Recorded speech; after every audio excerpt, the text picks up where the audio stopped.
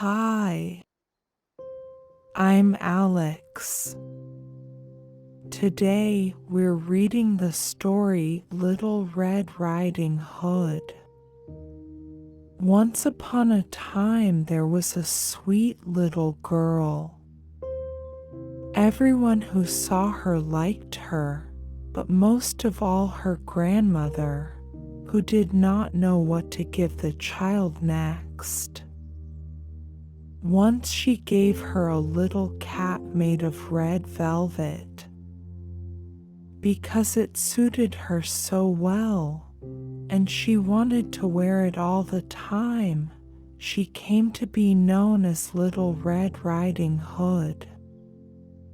One day her mother said to her, "Come, Little Red Riding Hood.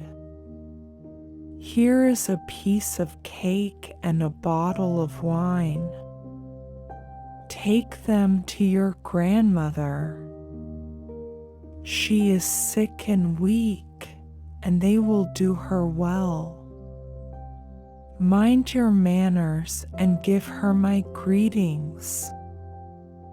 Behave yourself on the way, and do not leave the path, or you might fall down and break the glass, and then there will be nothing for your sick grandmother." Little Red Riding Hood promised to obey her mother. The grandmother lived out in the woods, a half hour from the village. When Little Red Riding Hood entered the woods, a wolf came up to her. She did not know what a wicked animal he was, and was not afraid of him. "Good day to you, Little Red Riding Hood." "Thank you, Wolf." "Where are you going so early, Little Red Riding Hood?" "To grandmother's." "And what are you carrying under your apron?" "Grandmother is sick and weak, and I am taking her some cake and wine. We baked yesterday, and they should give her strength." "Little Red Riding Hood, just where does your grandmother live?" "Her house is a good quarter-hour from here in the woods, under the 3 large oak trees. There's a hedge of hazel bushes there." "You must know the place," said Little Red Riding Hood. The wolf thought to himself, "Now there is a tasty bite for me. Just how are you going to catch her?" Then he said, "Listen, Little Red Riding Hood, haven't you seen the beautiful flowers that are blossoming in the woods? Why don't you go and take a look? And I don't believe you can hear how beautifully the birds are singing. You are walking along as though you were on your way to school in the village. It is very beautiful in the woods."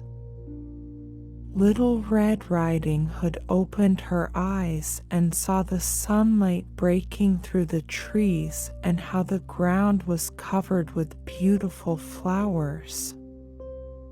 She thought, "If I take a bouquet to grandmother, she will be very pleased. Anyway, it is still early, and I'll be home on time." And she ran off into the woods looking for flowers.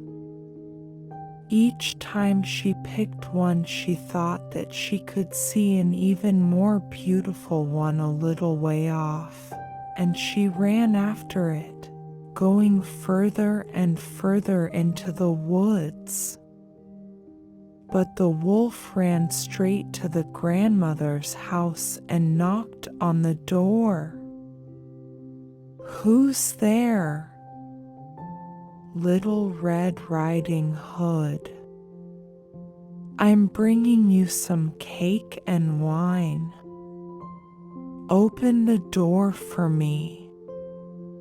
"Just press the latch," called out the grandmother. "I'm too weak to get up." The wolf pressed the latch, and the door opened. He stepped inside, went straight to the grandmother's bed, and ate her up. Then he took her clothes, put them on, and put her cap on his head. He got into her bed and pulled the curtains shut.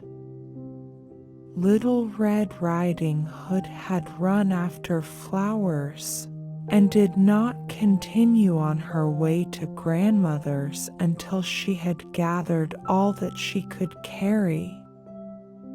When she arrived, she found, to her surprise, that the door was open. She walked into the parlor, and everything looked so strange that she thought, "Oh, my God, why am I so afraid? I usually like it at grandmother's." Then she went to the bed and pulled back the curtains. Grandmother was lying there with her cap pulled down over her face and looking very strange. "Oh, grandmother, what big ears you have! All the better to hear you with." "Oh, grandmother, what big eyes you have! All the better to see you with." "Oh, grandmother, what big hands you have! All the better to grab you with." "Oh, grandmother, what a horribly big mouth you have! All the better to eat you with." And with that he jumped out of bed, jumped on top of poor Little Red Riding Hood, and ate her up. As soon as the wolf had finished this tasty bite, he climbed back into bed, fell asleep, and began to snore very loudly. A huntsman was just passing by. He thought it strange that the old woman was snoring so loudly, so he decided to take a look. He stepped inside, and in the bed there lay the wolf that he had been hunting for such a long time. He has eaten the grandmother, but perhaps she still can be saved. "I won't shoot him," thought the huntsman. So he took a pair of scissors and cut open his belly.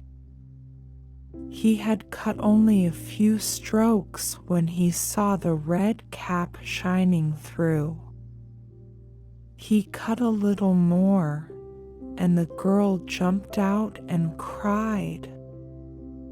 "Oh, I was so frightened. It was so dark inside the wolf's body." And then the grandmother came out alive as well.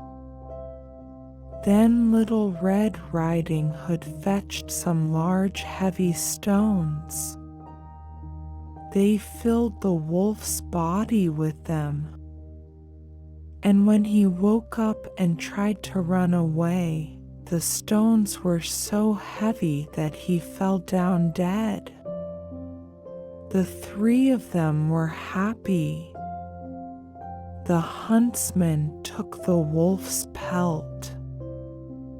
The grandmother ate the cake and drank the wine that Little Red Riding Hood had brought. And Little Red Riding Hood thought to herself, "As long as I live, I will never leave the path and run off into the woods by myself if Mother tells me not to." They also tell how Little Red Riding Hood was taking some baked things to her grandmother another time, when another wolf spoke to her and wanted her to leave the path. But Little Red Riding Hood took care and went straight to grandmother's. She told her that she had seen the wolf and that he had wished her a good day, but had stared at her in a wicked manner. "If we hadn't been on a public road, he would have eaten me up," she said. "Come," said the grandmother. "Let's lock the door so he can't get in." Soon afterward, the wolf knocked on the door and called out, "Open up, grandmother. It's Little Red Riding Hood, and I'm bringing you some baked things." They remained silent and did not open the door. The wicked one walked around the house several times and finally jumped onto the roof. He wanted to wait until Little Red Riding Hood went home that evening, then follow her and eat her up in the darkness. But the grandmother saw what he was up to. There was a large stone trough in front of the house. "Fetch a bucket, Little Red Riding Hood," she said. "Yesterday I cooked some sausage. Carry the water that I boiled them with to the trough." Little Red Riding Hood carried water until the large trough was clear full.